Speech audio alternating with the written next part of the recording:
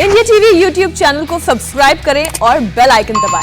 देश के अस्पतालों में ऑक्सीजन की कमी क्यों है, इसे भी समझना जरूरी है। छत्तीसगढ़ के रायगढ़ से 4 ऑक्सीजन के टैंकर दिल्ली पहुंच गए हैं, यानी दिल्ली के अस्पतालों को राहत मिलना शुरू हो गई है। यूपी के अस्पतालों में अब तक 32 टैंकर चलते थे और अब 72 टैंकर चल रहे हैं, लेकिन फिर भी अस्पतालों में कमी क्यों है? दरअसल इसकी वजह ऑक्सीजन नहीं, इसकी वजह है ऑक्सीजन का ट्रांसपोर्टेशन। इसे समझने के लिए आपको समझना होगा कि कहां ऑक्सीजन के प्लांट हैं, कहां ऑक्सीजन की कमी है। इस रिपोर्ट से समझिए।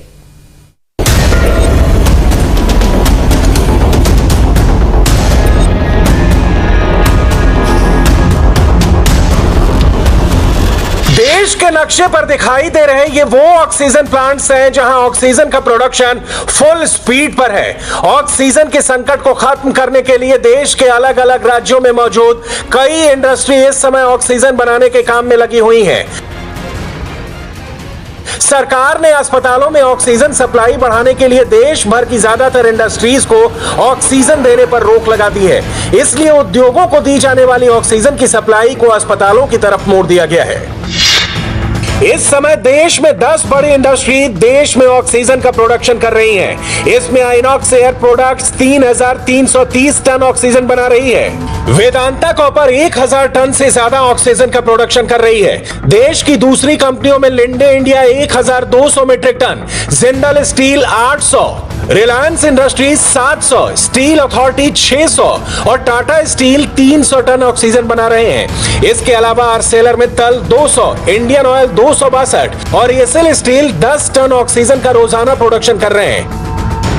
अब सवाल यह है कि जब देश में ऑक्सीजन का प्रोडक्शन इतनी तेजी से हो रहा है, तो फिर अस्पतालों में मरीजों को ऑक्सीजन क्यों नहीं मिल रही?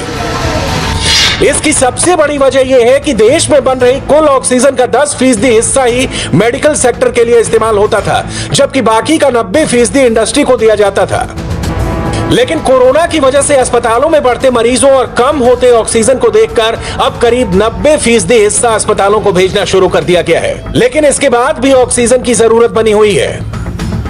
12 अप्रैल के आंकड़ों के अनुसार देश में ऑक्सीजन का रोजाना प्रोडक्शन 7000 मीट्रिक टन है और रोज की खपत करीब 4000 मीट्रिक टन है। लेकिन फिलहाल अस्पतालों में ऑक्सीजन की मांग 5000 मीट्रिक टन के ऊपर पहुंच गई है।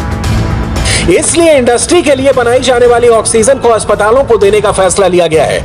इसके अलावा देश में नए ऑक्सीजन प्लांट बनाने का काम बहुत तेजी से शुरू हो चुका है। फिर हम लोगों ने रक्षा मंत्रालय के साथ संवाद बनाया। भारत सरकार के सहयोग से हमें रक्षा मंत्रालय के विमान मिले।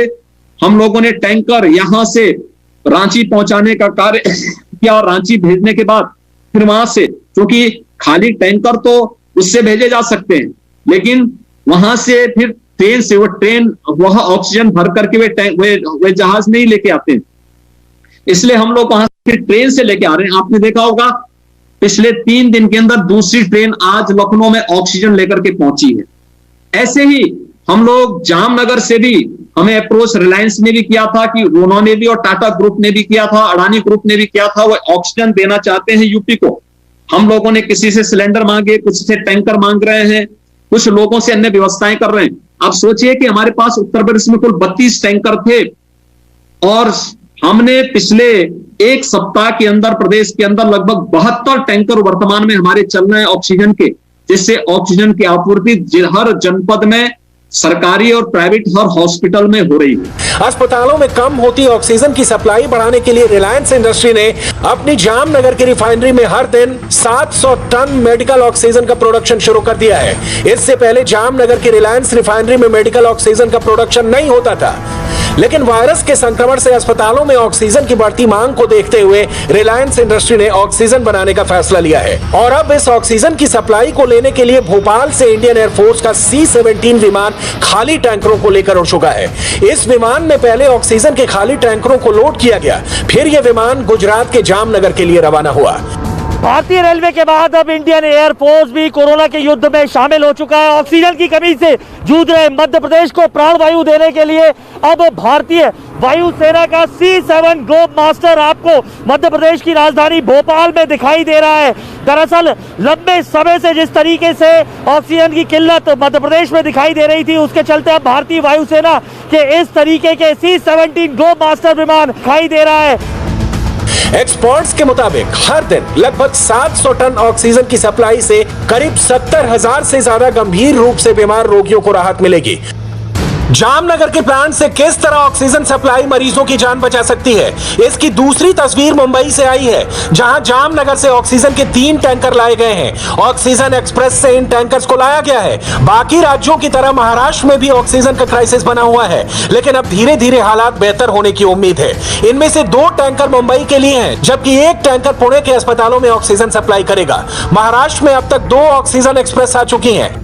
कोरोना से पहले लिक्विड मेडिकल ऑक्सीजन यानी एलएमओ की डिमांड रोजाना करीब 700 मीट्रिक टन प्रतिदिन थी, लेकिन पिछले साल कोरोना की पहली लहर में यह डिमांड 2800 मीट्रिक टन हो गई थी और अब दूसरी लहर में यह डिमांड 5000 मीट्रिक टन तक पहुंच गई है। देश में मेडिकल और इंडस्ट्रियल ऑक्सीजन का मौजूदा स्टॉक 50,000 मीट्रिक टन है। इंडस्ट्रियल ऑक्सीजन को मेडिकल ग्रेड में बदलने के लिए उसे 93% तक शुद्ध करना होता है।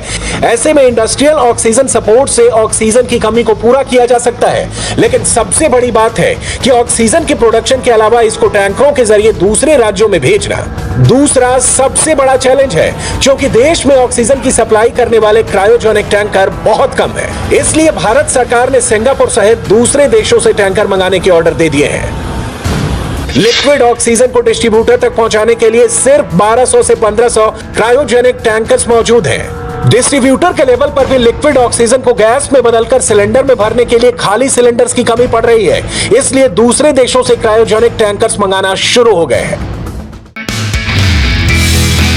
नमस्ते, मैं हूं मीनाक्षी जोशी। वीडियो और खबरों से अपडेट रहने के लिए India TV YouTube channel subscribe करें, बेल आइकन दबाना ना भूलें। जुड़े रहें इंडिया टीवी के साथ।